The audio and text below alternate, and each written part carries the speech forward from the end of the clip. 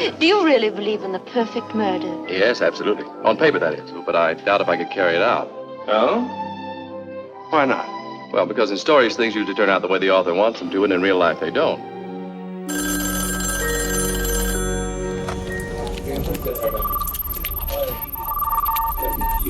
This is Foreign Correspondence. Deeper into Hitchcock.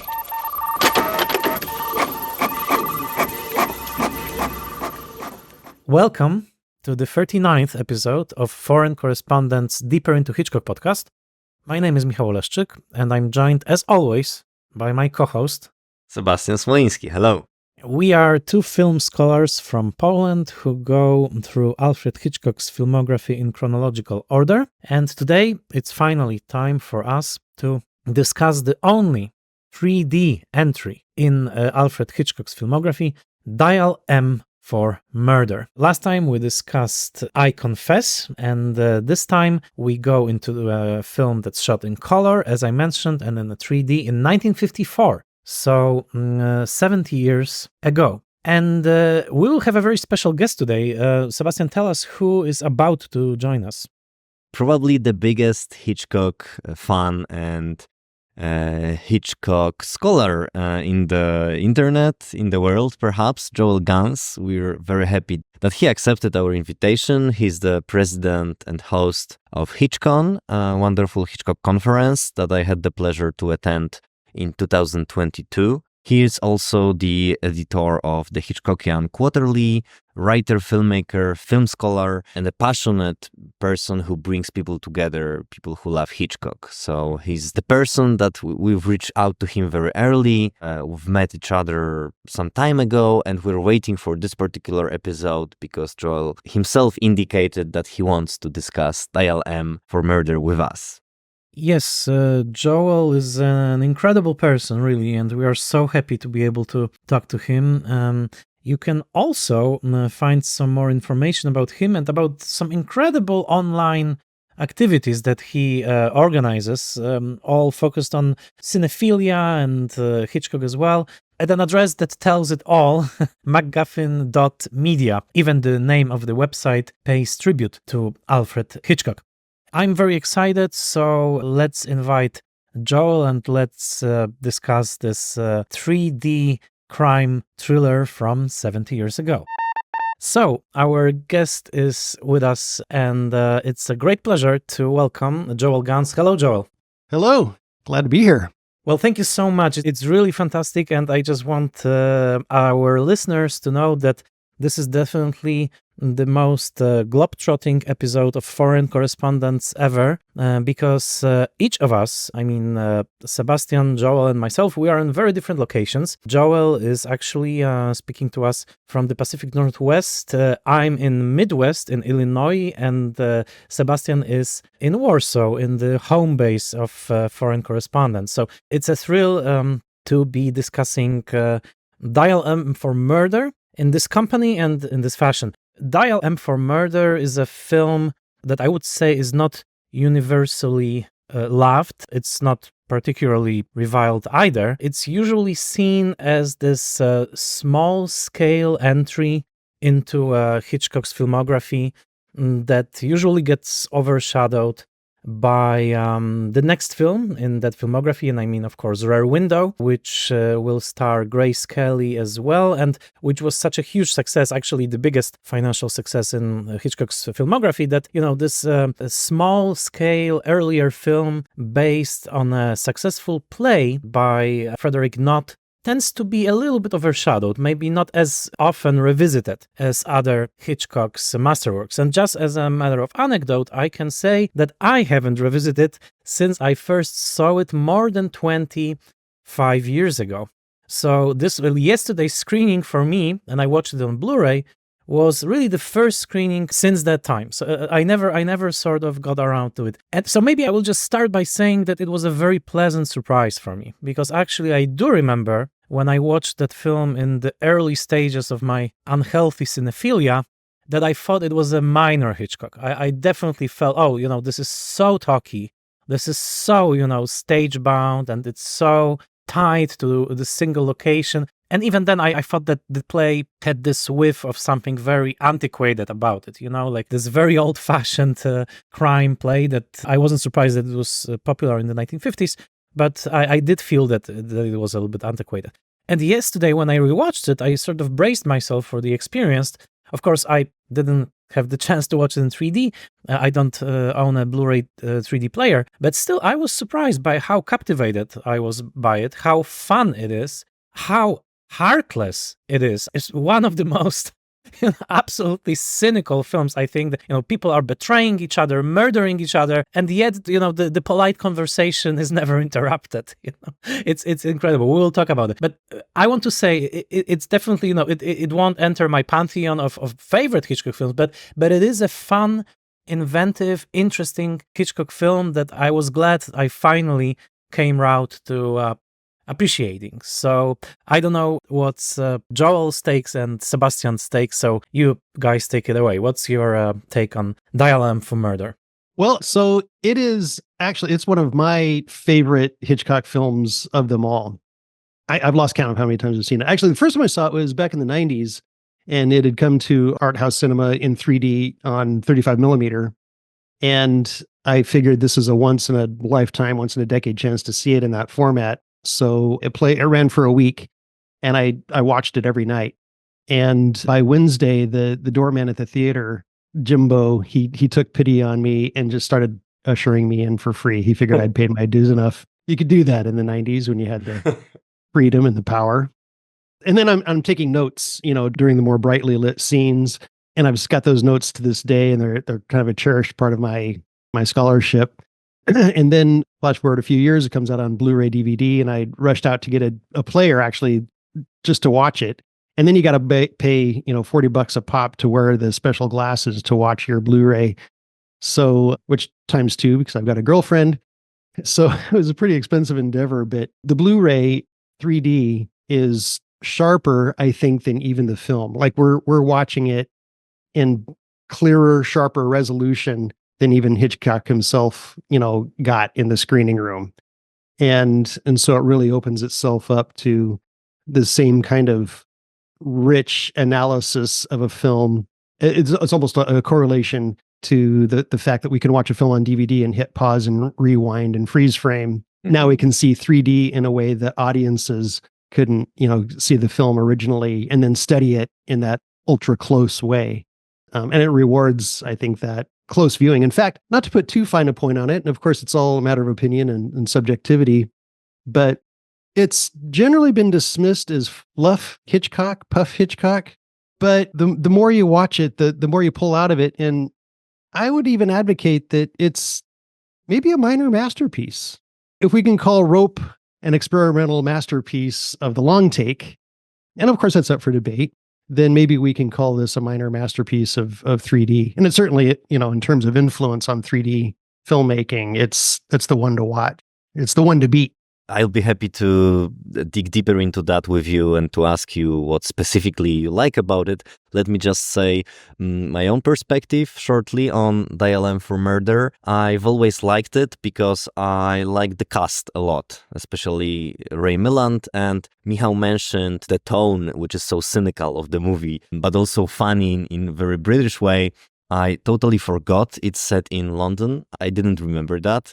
And then this last scene comes, let us spoil it, the last scene when he's offering drinks to the wife, and it was just amazing. It was the Rope level of this decadence and kind of like this Nietzschean fun that Hitchcock employed in Rope. So I really liked revisiting it. And I think it's a really enjoyable movie. I think next to Rear Window, maybe he was in that mood at the time, but these are like movies which are very like this autumnal Hitchcocks, that you make yourself a cup of tea, you get the blanket, and you're watching these worlds which are so kind of contained and cozy. Of course, there is murder, but they're also cozy. And actually, Dial M is like one window from Rear Window, right? It's like one story, but like kind of close up. We enter Forwald's house. It's like the same story, but from the other, let's say, perspective. So So I really liked it, and honestly, I've tried to watch the 3D version yesterday. I was trying to obtain a digital copy of it, and I almost went to my mother, who has a 3D TV. I didn't manage to do it yesterday. I'm very sorry, but I'm really curious about your experiences as a person who saw it in 3D, because as I mentioned before our talk, Foster Hirsch writes very glamorously, not very ecstatically about Dial M for Murder as a 3D movie in his book on Hollywood in the 50s. And Foster Hirsch, who's like elderly gentleman now, he watched it as a kid in his neighborhood. That's pretty amazing that he said that Dial M actually didn't premiere as a 3D movie in first-run houses, but in neighborhood theaters, it was shown as a 3D movie because the owner of his local theater just liked 3D and was screening Dial M for Murder in 3D. And he says it was unforgettable for him and that there's greatness in this feeling that you see the planes in this apartment, different places. So I wonder how your perspective on that looks like, your experience of 3D in this film. Yeah, I think it definitely does need to be viewed in 3D. Hitch was committed to 3D, and I think he committed to it in the same way that when sound came in, he committed to sound and was immediately exploring the expressive and the textural and all the possibilities of sound. Blackmail, of course, we can think of that as an experimental film in sound. And if we approach it as an experimental film, that means that we can also offer it forgiveness because sometimes experiments fail, and that's part of the charm of watching experimental filmmaking. Is watching the filmmaker sort of work through the challenges of a technique or a technology in this case. And so it's a great movie to watch flat. And I think that's why it's so entertaining. It's super popular. People love it. But it's kind of like watching a color film in black and white. You kind of need to see it in 3D to kind of pick up on these nuances. For example, the title screen, Dial M for Murder, and you've got dial and it's superimposed over a phone dial, and then the word M is the M in the phone dial, right? But because it's in 3D, you've actually got 3 layers of experience. You've got the title sort of floating, hovering in front of your face. Then you've got the phone dial behind that, and the circle formed by the dial itself forms the rim of a kind of an abyss that you gaze into to see the M. And so from that opening shot, you're as if gazing into the abyss. That sets up the tone, that sets up thematics. Of course, we're going to return to that same dial during the murder scene, and it's foreshadowing that. So right away, it's sort of being announced. The mechanics or just the presence of 3D is being foregrounded. In other words, that this film conceptually is about the mechanics of three-dimensionality, of 3D filmmaking, and kind of the ontology of that, the metaphysics of that. It's kind of all there right from the beginning. That's very interesting because we usually think that 3D is used to make objects pop out of the screen. And in this case, you suggest that it's the other way. It's the abyss, the depth. Yeah. So that dimension. Yeah, that's intriguing. I haven't looked at it. Well, I'm sure that at some point we will make the effort, and I have the disc. So once I'm in Poland, we will set up Sebastian's mom's 3D TV and finally watch it and appreciate it. But today we will have more question about the experience of this film in 3D. But maybe before we go into that, let's focus on the film itself. I mean, the plot and the performances, and then we'll move to 3D as such and the compositions. The thing that I was really struck by yesterday when I watched it, there's this DVD extra in which Peter Bogdanovich doing this, as usual, his Hitchcock impersonation, which I won't attempt right now out of respect for Hitchcock. And anyhow, he says something like that, it was a surefire for Hitchcock because the play was so popular, and he sort of invested in a sure commodity, something that was very, very well tested with the audiences. But I tend to mistrust this because there were times in Hitchcock's career where he took plays and they weren't as successful as this. And when I was watching the film, I think there is something that connects very closely, almost perfectly, to Hitchcock's disposition as an artist, to his biggest strength, which is space, plotting within a space. And this space here is very confined. It's not Bodega Bay or Mount Rushmore. So, these are those huge set pieces in which, the space is immense. But here, the space is actually very confined, but the level of detail that we get to orient ourselves in this room, literally, like at what angle the furniture and the window and the door and the carpet, everything is so well laid out that really the fun of the film is almost like imagining yourself traversing this room and like going to the door, seeing, oh, there's the bedroom door, so that many steps. And I never made this connection. It's an obvious connection. It's a Wikipedia connection. But the play was written by the same author who also wrote Wait Until Dark, which later on became famous Audrey Hepburn film, in which she was actually Oscar nominated for it. She plays a blind woman who is attacked in her apartment, and she uses the perfect knowledge of the space, because she knows the space so intimately, every inch of it, as a blind person who navigates it. She uses the knowledge of the space to defeat the burglar. And I think this is something that, connects those two plays, but more importantly, something that Hitchcock could sort of plug into this, because I think in his movies, he's so concerned with this, with blocking, with space, with composition, and with our sense that actually we understand conceptually, almost physically, the space in the movie. So in a way, one last sentence, I think it's a movie about planning a murder, but mostly as a spatial endeavor. Like, it will take this many steps, moves, and stuff. That struck me yesterday as one of the main sort of themes of the film. I don't know what's your take on the theme and the general outlook of the film. Yeah, absolutely. I think that's brilliant. I'd say that the Dialem really has its origins in silent film, in the Kammerspiel films produced by the Germans. It's a chamber play. And the nickname for those was doorknob cinema, right? Because they're always showing close-ups of doorknobs turning to create suspense, that would be resolved when a person walks into a room and reveals himself. And we actually see that very shot once or twice, in Dialem. But it's very much a Kammerspiel film. And that's, really driven home during the murder scene, which itself is just like so German expressionistic, right? But I think this idea of space this is the thing that I think is really central to the film, and that what elevates it actually from being just a well-crafted movie into something that's more, we toss the word masterpiece around and we don't, what are we going to do after that? Make a top 10 list. But this idea of, so all of the characters in the play and in the movie they're isolated from each other, right? So you have Tony and Margot, who's, aren't exactly intimate. Then you have Margot and Mark, who've just broken up. Tony and Mark are rivals.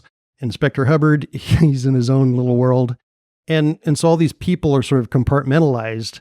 And then we see that sort of played off in the mise en scène. So one of the recurring motifs in the movie is what I'm calling like a fencing motif. And you see it initially when the Queen Mary arrives, and you've got those two sailors watching it come in over the picket fence. And then just moments later, we see that picket fence repeated in that row of phallic liquor bottles that fences off Mark and Margot from the audience. So we have distancing that's being created.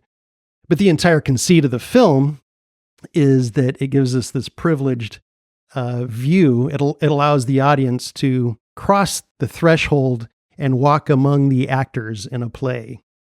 So it's kind of a fantasy in that regard. And so we have this kind of distancing and intimacy, this kind of push and pull that's going on. And so that kind of ties to this use of space and compartmentalization. These people are compartmented off. I think it reaches a kind of a resolution or an apotheosis when the bed finally shows up towards the end. And it is completely compartmentalized off the entire room. It's like the fragmentation has reached its climax. And then the headboard and the footboard of that bed are used to further that fencing off motif. So this is where I think the idea of 3D as a motif is like inextricably entwined with the themes of the film itself and the separation and the failure to, connect that these people are kind of trapped in. Yeah, even the two let's call them two murderers, Lesgate and Tony. If we think about the relationship in Strangers on a Train, there is some push and pull, some sexuality.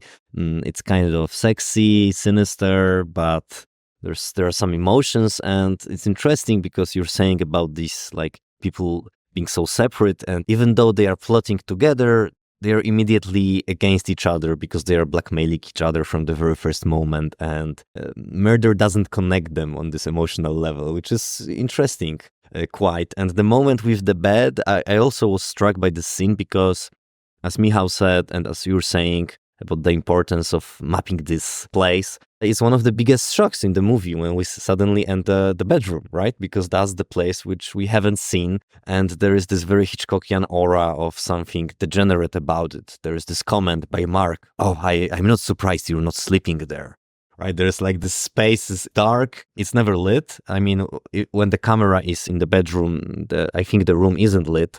So it's dark and yeah, like some dark Freudian place, where bad dreams happen. So it's also interesting that when these changes of locations are so subtle, it's like as door, garden, and so on. Suddenly, when we are in a different room, it's like, wow, that's quite shocking, right? Absolutely, absolutely. And I love this point about the fencing. Of course, even when you watch a film in 3D, that was meant to be watched in 3D, in 2D, sometimes you still can spot those compositional traits that, this was supposed to, And yesterday, I did so that so many times the main action is in some way obstructed by some sort of, as you mentioned, a fence or an object. So it was sort of there. It's funny because yesterday when I watched, 2 episodes ago, we discussed Strangers on the Train, which also has a scene of 2 men discussing murder of one's wife, and one of them is a tennis player, by the way. So it's you could look at those 2 scenes, and of course, the first long conversation between Tony and Lesgate. It's a very different scene than train conversation in Strangers on a Train. I would say because of how ruthless it is, Tony is such a ruthless character that he doesn't have any, like moral qualms, not only about killing his wife, but about completely dominating this guy and, using everything that he knows about him to trap him into this scheme. But, I think that the dark heart of this whole concept, which is not even spoken about, is that Tony simply assumes that killing itself is just a matter of logistics. Because Lesgate never killed anyone before. It's not like Tony recruits somebody with experience in this field, okay? He recruits somebody who never killed before. And yet he just assumes, if the logistics is right, if you stand here and if you pull here, then just do it. Well, I think he has killed before. He has. Yeah, we don't know that. Oh, sorry. Did I miss something? He was court-martialed. He was court-martialed, but for what? For killing? We don't know that. He had, taken up with these various women. He's a widow, right? Serial widow, forming these liaisons. And then we get to the slow poisoning of poor Miss Wallace. Ah, okay. There goes this theory. Okay. See, I missed it. Okay. He's our journeyman. Right. He's the good man for the job. Right. Okay, so I let go of this, but still, the ruthlessness of Tony is, I think, undisputable. The calm way in which he is planning this is simply remarkable, mostly because for Hitchcock, I think it's a little bit funny. For him, it's very funny to be discussing murder in those long, refined sentences over a glass of brandy. So and obsession with rehearsing, I think, also like in Rope. And here, the theme of rehearsing a murder or replaying or reenacting, this is something I've thought about right now, that the pleasure is not only in the killing, which opens Rope. I love this. It's my favorite cut in all Hitchcock, like from this street to this face of a man who is being strangled. It's fun, it's ecstatic, but also, this reenacting, like in Rebecca, you remember the camera kind of reenacts the story. Perhaps you have some relation to this as you reenacted your experience of watching the film so many times. Yeah, I think it is. That really nails it. There's this idea of kind of the mechanics of theater. When you're performing in theater and it's a successful run, you might, go through the mechanics of the play as an actor hundreds of times, and we kind of see the mechanics of rehearsal and performance, as you mentioned, being played out. And again, I think that is sort of a piece with the mechanic. It's a very mechanical movie. It's like we're watching a Rubik's Cube slip into place, or literally we're watching, clockworks and watches slip into place or not because they've broken. And then we're watching the mechanics of the phone system snick into place. And then that's all of a piece of the music, which has a tick-tock quality to it. And it's kind of haunting. In fact, I wanted to maybe divert a little bit away, because I think maybe a way into this film, it would be to look at Martin Scorsese's Hugo, which was in 3D, of course. He extolled Dial M for Murder. He said that was constantly on his mind when he was making that film. And of course, Hugo is a movie about filmmaking, about George Méliès and the birth of the magic of cinema. It's about a boy who lives behind a giant clock in a train station, which is itself a kind of clockwork of trains arriving on time in coordination. And his father builds these really elaborate automata, which are themselves kind of these clockwork effigies. And that all of that is of a piece with the clockwork of cinema itself. And that the moving image on the screen is a kind of automaton. And I think, that's all of that is riffing on themes that originate in Dial M for Murder. So on the one hand, we've got, Tony Wendis, whose mind works like a clock. He's ultra rational and all the pieces slide into place. When they're rehearsing that scene, when they're rehearsing the murder and we kind of have this fly on the ceiling view of them walking around, it's like watching chess pieces move around a board. So Tony is the chess master until Hubbard shows up. And so we have this contrast between the clockwork of Tony's mind, the intuitive workings of Mark Halliday, who intuits the solution to the crime without realizing it. And then we've got the rationality, the intuition sort of synthesized into Inspector Hubbard, who is both intuitive and rationalistic. And of course, he's a stand-in for the showmaster himself, Hitchcock, who's moving the actors around like chess pieces and cameras and so forth. So it's all kind of integrated. It's all one beautiful automaton. That's fantastic. And also, when I listen to you now, I realized that the first scene of the first rehearsal, let's say the first, explanation how it should be done, when it's filmed at this slight high angle, so that we, again, imagining the 3D, look into this box, it's like a shoebox of a scene that we can look into. This is a director's view of his set as well, like moving around. In one of my favorite films of all time, Mike Leigh's Topsy-Turvy, we see, Gilbert and Sullivan preparing their play, and they have this little, set with those little pieces like chess pieces, and they are moving the characters. But also, I just realized, Tony is a tennis player, so tennis is all about, coordination in this very, square-like field with a net, right? So it's all about, receiving and sending the ball between the nets. So he's also a master of some space, right? Of some spatial coordination. But I think that's fascinating. Interesting. And another tennis player, right? After Strangers on a Train. Exactly. Yeah. Exactly. But the Robert Cummings character is also interesting because he intuits the truth, of course, but he intuits it through his, let's say, artistic gift, right? Because he's a novelist. So it's like, you have the mechanistic, technocratic almost approach to murder, and that's Tony. You have the intuitive, as you mentioned, artistic by Mark Halliday. And, the Inspector Hubbard here, I think, is more multi-layered than we give him credit for, because he's a wonderful character, and the movie ends with his shot. He's, slightly making a flourish by adjusting his mustache, with a comb. And I think that's also Hitchcock's flourish at the end, saying, oh, I just did this beautiful thing, like you can appreciate the craft with style. And, it's Hitchcock just twirling his mustache. Because actually the one who is really dialing for murder is precisely Hubbard, because after his call, Tony will surely be killed by the state, right? So it's really his call in more meaning than one, we could say. And I liked your comment, Joel, about that Inspector Hubbard is kind of connects both intuition and rationality, but also I think we can see him as a kind of a double for Tony, right? In a way, I mean, in another of Hitchcock's doubles, that they are both kind of on opposite sides of the moral equation, but they are really kind of triggered by the same things, like precisely how to kill or how did he kill, right? That Inspector Hubbard is really excited when he can finally kind of repeat this murder and find the key and do this whole setup. So I think it's the humor of these scenes is really, really wonderful.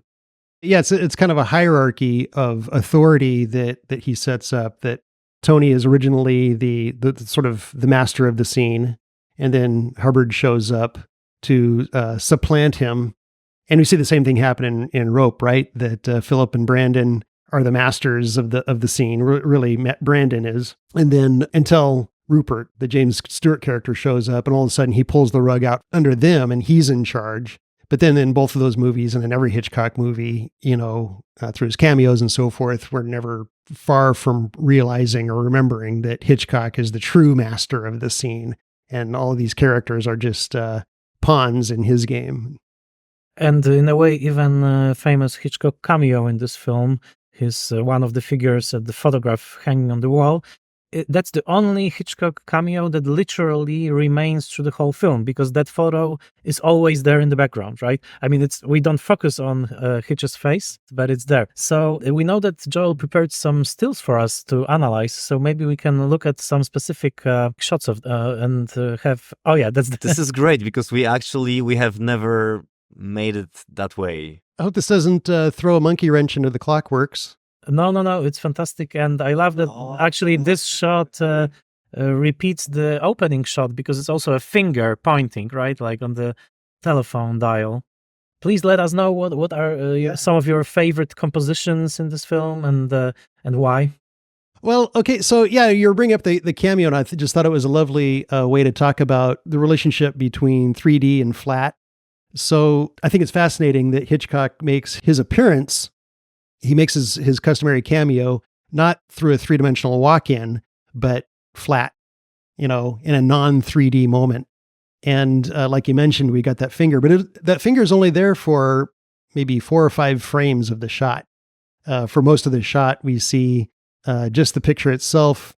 In voiceover, we hear Tony Wendis say that, "There you are with the biggest cigar in the business."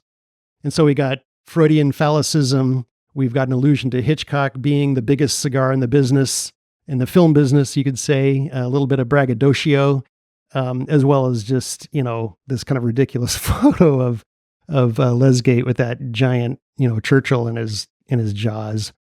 And there aren't very many flat moments. Almost every moment in the film is somehow 3D. We're given dimensionality. We haven't even talked about that ugly green lamp, that keeps getting in the way of the scene. But this is the only other flat moment, or one of the few anyway.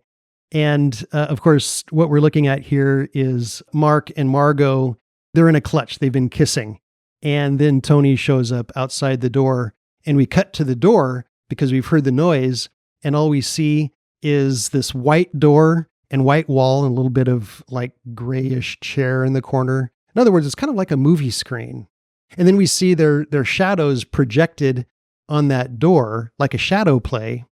And of course, they've been kissing, and then they separate, they pull away to indicate that they're, separating themselves so that Tony won't catch them in a compromising position. And so what we have here is sort of a movie within the movie. A projection within the projection of the movie. And it's directly of a piece with Hitch's cameo, which is a photograph within the moving picture as well. And so we kind of have this sort of metatextual, kind of thing going on. which I think is just, again, I think what Hitch is doing is he's sort of developing a language of 3D. He's experimenting. He's kind of pushing the language forward, and sometimes it works. Sometimes it's a fail. But he's definitely trying to like expand the toolbox of what you can express using 3D. And in this case, he's eliminating the 3D effect to give us something else and maybe give us a break from all that obtrusive, foregrounding and backgrounding and everything. That goes very, very deep, and I didn't even think about it, but it's great. And also, I think it connects to the way that Hitchcock is probing cinematic medium on a very large scale. Even in Rear Window, you have still photographs because Jeff is photographer, right? And you have shadow play on some of the windows that are actually with their curtains drawn. Especially the suicide scene, the attempted suicide by Miss Lonely Hearts. So here, yeah, that's great. I didn't think about it. That's super fascinating. And actually, once again, Foster Hirsch writes that Dial M appeared quite late in this early 50s 3D cycle. So that's why it was like kind of a stillborn movie in the 3D respect. But then when you were saying about precisely this depth and these tricky uses, I thought about vertigo, of course, and I wonder if the famous vertigo effect is not a way for Hitchcock to compensate for not being able to shoot something in 3D, right? Because this is precisely the shot that tried to mimic that. Maybe not precisely, but similar logic of this abyss and precisely this going into the picture and not popping out of the screen. I think this is super interesting in your reading of Dial M, that it's going deeper into the image, like almost like in Antonioni's, right? Blow Up in a way, right? And all these movies which kind of probe the metaphysics of photography and so on. This is again kind of the tension between the immersive quality and the distancing quality. So you're immersed in the screen, you're kind of like there in a way that you couldn't be in a flat screen. When you're sitting in the audience and you're wearing those scratchy cardboard glasses and you have to sit with your head just so in order to avoid getting a headache. So you're constantly sort of being removed from the film as well. And I think Hitch had been making immersive movies from the beginning, from The Lodger. His subjective approach is deeply immersive. From a certain perspective, 3D technology is superfluous to Hitch. But it does have certain other affordances, that he's playing around with. And this is where I think, now that we're in this era of virtual reality and new forms of immersiveness, I think cinema isn't going to be supplanted, but it's definitely going to be augmented when Apple comes out with its goggles. And I would expect filmmakers to go back and look at the techniques of Dial M and kind of the theory that's behind it to, come up with new ways to immerse people. Because like you said, I think Vertigo is as immersive in that shot. It's a 3D shot, whether we want to or not. And again, the Vertigo feeling that we get from that is the same kind of vertiginous feeling that we get from watching a 3D movie. Mm-hmm. What do you guys think about this kind of a contradiction between the newest technology and old-fashioned play? Because this is something that we began with. Michał was kind of describing the play and what Bogdanovich said. And I think this is interesting, that it's nothing new to Hitchcock again, right? There always has been this mix of Victorian and modern Hitchcock, and they're not, let's say, exclusive, but they are sometimes contradictory, maybe. Now I really want to watch this movie in 3D because, as I mentioned, I watch it as this very well-made, well-crafted play in an Agatha Christie mode, not in the sense that it's a whodunit, of course it's not, but in the sense of, this atmosphere, language, these characters, and so on. And it's interesting that he chose this material, or that he decided, it may suit it, right? And it was, and from this perspective, Dial M is acknowledged as an anomaly, right? It's one of the very few 3D movies that were not action movies or horror movies or other genre movies from these genres, like this adolescent genres, so-called. So it's interesting. I think it's the only 50s movie I know that is like a chamber drama in 3D. It's a super modern idea in a way. I think you're right that Hitchcock was looking backwards in order to move the cinema language forward with this innovative technology. And I feel the urge to invoke Marshall McLuhan's dictum that we always enter into the future looking through the rearview mirror, that any new tech innovation is going to be accompanied by a lot of backward looking. We're not going to realize even what the potential of a technology is because it's sort of causing us to look backward. I mean, the story of Dial M is, Hitch was under contract to Warner Brothers, and they gave him the orders, the marching orders. You're going to make this movie in 3D. He basically had no choice without violating the contract. In effect, he said, okay, fine, I'll make your 3D movie, but I'm going to do it my way. And he did it in the most perverse way possible as a chamber play. And then through that, in that kind of crucible of sort of creative conflict, that's exploding out of that came, all of these innovations. That's very interesting. Yeah. I also was thinking about it and just how much of an anomaly it was when compared to other 3D movies of that period, but you explained it very, very well. I will also say that, speaking of this material, this play, and also keeping Rope in mind, because I think, those films do go together sort of in Hitchcock's filmography for many reasons. We know very well that Hitch, as a young man in London, attended hundreds upon hundreds of plays, and that, theater was his absolute love. And he had this very, very honed taste in plays. He knew what a well-constructed play is. And this play is well-constructed to the point, as I mentioned, of being completely heartless, right? You may even forget there's a murder at stake, that there's infidelity at stake. I love the approach that the film has to infidelity, which is the main, it's actually the crux of the plot, that she's, unfaithful to her husband. But the way it's handled, it's so stereotypically British, it's just like infidelity is just this, poached egg on a plate, here it is, what do we do about it? It's a nuisance. It's a nuisance. Yeah, it's a piece of dirt, to be removed from your coat. It's not something that would go deeply into their emotions, apart from, of course, provoking the husband to plot a murder.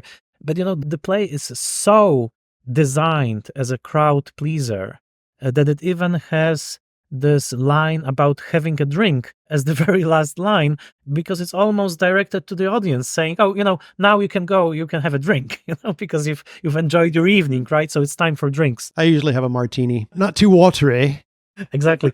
But on the other hand, I'm just fascinated by one thing in particular, that this is the only film in Hitchcock's trilogy of Grace Kelly movies, okay, that he made with Grace Kelly, the others being Rear Window and To Catch a Thief, in which he destroys her impeccable image.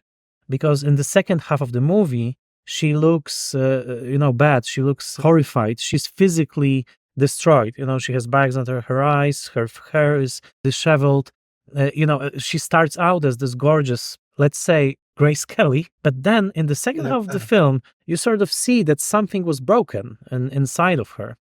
And it's, of course, the trial, but also I would say, and this is, the Hitchcock's dirty secret, that the murder scene is staged as a scene of sexual violation. I mean, the moment on the desk when he lies upon her, this is, it prefigures the rape scene in Frenzy by 20 years.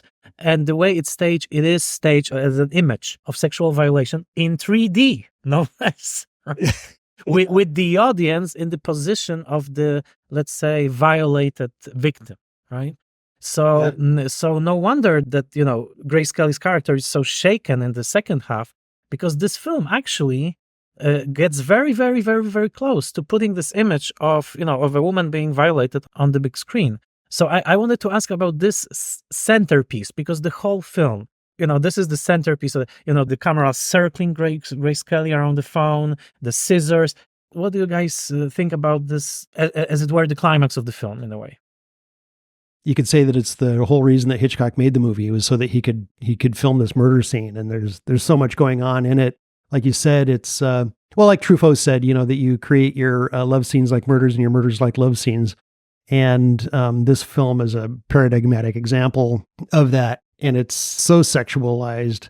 So we've got the German expressiveness of it. It's lit by the fireplace. All of the light is ostensibly coming from the hellish fire of the fireplace, right? And so the eroticized fire of the fireplace too, this inflamed, passion that's being implied. So we've got supposedly the only bravura 3D moment in the film is when she's on her back and she's reaching into the audience. Her palm is up. She's reaching into the audience. And it's as if she's imploring us in the audience to save her. And of course we can't, because it's just a movie. And besides, we want to see what's going to happen next. So we're implicated, but at the same time, we also, our empathies go out to her. But that it's not the only bravura 3D moment. It's the most striking one. But the other one is after she's clutched around, she's found the scissors, she's stabbed in the back. He jumps up and he's dancing in harmony with the music. Ching, ching. And then he twists around, and in the ickiest moment ever created on film, he falls over backwards. He falls on the scissors. And that's when we cut to a close-up. And his head is thrust into the audience, right? Because he falls towards the camera, face up. And then we watch those scissors, descend or ascend into his back and his lungs and whatever else is in there. And we feel it. And I mean this in the most Freudian phallic way possible. The outward thrust of his head into the audience, sort of, you could say, consummates the sexual violence that's implicated there. Yeah, that's interesting. So Hitchcock delivers the corpse at our door, so to speak, right in front of us. Yeah. We get the corpse that we were dreaming about. This is very, very interesting. And also what you mentioned about this fireplace, I was surprised by this. I forgot this moment. I mean, this light, that the scene is, if I remember correctly, it has this warm light, right? It's warmly lit because of this fireplace, which also gets this perverse element, and the sexual violation happens. Maybe this is the most Hitchcockian element, that it's right in your own home, right, almost in your bedroom, in your office. And she has a nightgown, right, if I remember correctly. So the homely quality of this violation is also very perverse. That there is fireplace, there are all the signs of a nice evening and comfortable, warm London home, right? This is pretty amazing. Upper class home, because one of the pleasures is that it's so wonderfully furnished. But also, I just now realized that, what really separates this and makes it into even a more heartless piece than Rope is that in Rope, from the very beginning, the Farley Granger character has some sort of second thoughts. He's quivering. He knows they did it, for the Nietzschean reasons or whatever. But from the very first moment, he's unraveling. And then, his hands are shaking and he's sweating, and, he knows that they did this bad thing, to quote a song. But here, nobody really quivers for moral reasons. Grace Kelly falls apart, but that's because she was in many ways violated and unjustly accused. But it's not because she was unfaithful to her husband, or, Tony is also, he's completely no conscience or whatsoever, as we said, like a matter of logistics. But we know that you have some other shots that you wanted to discuss. Are there any that are your favorites in the film? So, you know how it is when you have a favorite movie, you're sort of watching for, certain shots to show up, and then you sort of celebrate them, kind of like Rocky Horror Picture Show or whatnot. And so a couple of others that sort of pay off this idea of three-dimensionality that are parallel to her hand reaching into the audience. Oh, there's so much here. Later on, Hubbard, he starts working out the case of the peripatetic latchkey that has moved from purse to person to its place under the rug. And then we see him hold it out to the audience, as it were, in close-up. And it's this outward thrusting, key that's being pushed into the audience's face. And of course, we're reminded, at this point of the key from Notorious, that is so central to the operation of that film. I think we can draw correlations between that key and the key in Dial M, which, you know, in Notorious, I think the key was a very heart-oriented object. It was kind of like the key to a secret. It was the key to her heart, you could say. Whereas in Dial M, the key is just it's just a key, and it's part of the mechanics of the lock, which are part of the mechanics of the film, yada, yada, yada. So we see Hubbard in a lovely shot push that key into the audience's face, so to speak, or into our view to enjoy, to sort of delectate. And then moments later, we see Tony reach under the carpet and pull the same key out. And it's the identical shot. He holds it out for us to examine. But in the first shot with Hubbard, we see the round top of the key that he's holding out to us. He's sort of handing it to us to look at the way that you would hand someone a knife, handle first. But then Tony pulls the key out and he shows it to the audience, as it were, with the pointy end sticking out, because as a killer, he doesn't have, you know, he's more amoral about it. We can just enjoy the aesthetics of it. I don't know if there's much to analyze, but we enter the foyer, this intermediary space between inside and outside, I think 3-4 times during the course of the movie. And several times we see that sheer curtain with the lights of the house across the street showing behind it. And it's just a glimmer of outside life in this otherwise very claustrophobic, you know, film. And especially in 3D, the moment is it's just magical. And we get a sense of this depth perception behind. It sort of opens up the space behind us in a way that 3D doesn't really lend itself to. 3D is really great at foregrounding things, pushing things to the front. It's not very good at giving us a sense of depth of things behind. But in this case, we do. And when Lesgate shows up to do the kill, we see his shadow fall across those almost halo-like curtains. And of course, it's a foreshadowing of the mother showing up in the shower to kill Marion, right, in Psycho. You know, I have a feeling that you are opening up the film in new ways, not only by referring to your experience of watching it 3D, but just by attentiveness that you bring to the staging and to this mise-en-scène and composition. So I would say, probably by means of slowly wrapping it up, that this is a film that I will revisit both in 2 and 3Ds, I guess, because it really, I would say that of all the films that we discussed so far on our podcast, now I can admit that I sort of criminally neglected it when I watched it for the first time. But, you know, I did watch it on this very small TV back in the late 90s, so it was far away from the full experience. So I'm very happy to be revisiting it with you. I just wanted to say that it's, this year, 2 films by Hitchcock have 70th anniversary, right? Rear Window and this one. I'm sad I'm not in the US right now, but you guys probably can catch a anniversary screening of this film somewhere in the hood. Do you think so? I mean, I know it's not such a classic as On the Waterfront, which also turns 70, or Rear Window, that we're screening in Poland in next month at the Festival of Classic Cinema. But maybe there's a chance to catch it in the US, or maybe organize a screening here in Poland. I would really like to do it, but yeah, I am not sure how many people would come for this one in 3D, right? It's the perhaps different audience than we associate with 3D movies.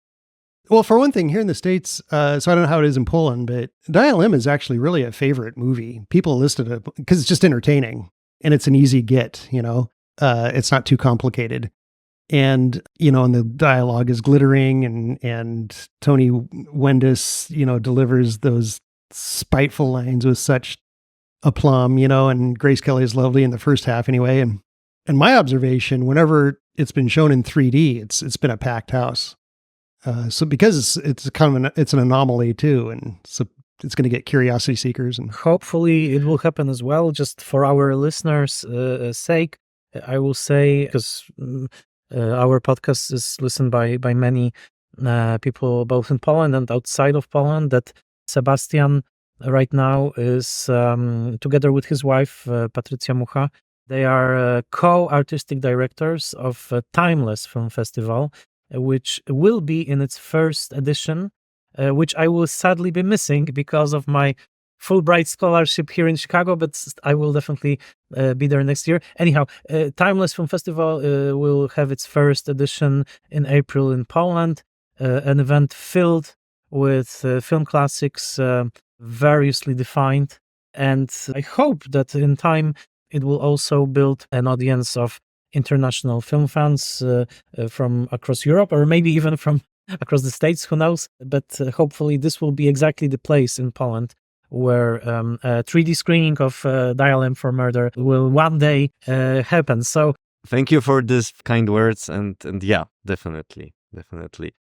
Yeah, so Joel, maybe towards the end, maybe you will tell us what are you up to right now? I mean, 2024 for the Hitchcock Geek. What are some of your plans? Yeah, we got a lot coming up. HitchCon 24, it's in the making. We may actually push that out a few months later because we got some other projects in place. So we're coming out with the newest edition of the Hitchcockian Quarterly, which is an online magazine dedicated to Hitchcock scholarship. And it's going to have some lovely writing by speakers who are at HitchCon 23. They've developed their talks into articles, and they'll be showing up in that. That's HitchcockianQuarterly.com. And then the other thing is, so we're doing scholarly movie nights each week. And every Wednesday, we watch either a Hitchcock movie or a movie that is sort of influenced or touched by Hitchcock in some way, by that movie in some way. So it might be, the same cinematographer or something, and we're able to compare. And then currently, on Thursdays, we're doing a retrospective of Fritz Lang. And in fact, coming up within the next month, we'll be doing a 4-week series comparing Hitchcock's 4 great spy films from the 1930s with 4 great spy films not by Hitchcock from the 30s. And so that'll be 2 by Fritz Lang, 1 by Erich von Stroheim, and the 4th by a director who slips my mind to know. How do you get to program it? I mean, so you have your own streaming platform? Yeah, so I've got my own streaming platform. It's MacGuffin.media. So we go in there, and then we meet basically in a sort of a Zoom call to watch the movie as a group. And I'll deliver like a little 2 or 3 minute intro. I get to pretend that I'm, Mankiewicz from Turner Classic Movies, and kind of set up the movie with a little intro. And then during the movie, we can chat. So people, we've got several film scholars who show up, and so they're offering some really nice commentary. But anybody can comment. So it's everything from intellectual, abstruse commentary to Mystery Science Theater 3000 heckling of what's going on. So it's a lot of fun as well. And then afterwards, we all hop on camera or we hop on our mics, and then we discuss the film. So it's kind of like being in a book club, we get to talk as well. So it's kind of a nice way to, the streaming a movie alone is not how the director intended. It's, it's small screen, you're alone, it's limited. But then by bringing an audience together online and having this, in real-time conversation, then it's allowing us to do something that you can't do at the movies, which is talk during the movie. Yes, and talk loud and with energy. I just thought that maybe one way of honoring this year would be if Rian Johnson directs a new installment of Knives Out in 3D. That would be interesting. Scissors out. Reef on Dial M. Scissors out. Scissors out. Exactly. Tell me, because I see on your website that you have a beagle named Charlie. Is Charlie also a Hitchcock fan? Does he join you when you're watching Hitchcock films? He doesn't complain. Ah, okay. So I take that as an affirmative. So he's like Charlie, like from Shadow of a Doubt, or yeah. That was really? Yeah. Yeah, except he's not really that good at showing up in a cloud of black smoke. That happens occasionally.